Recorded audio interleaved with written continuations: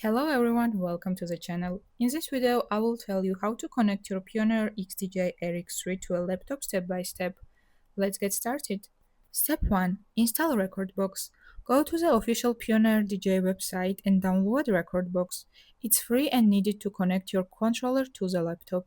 Step 2. Connect the USB cable.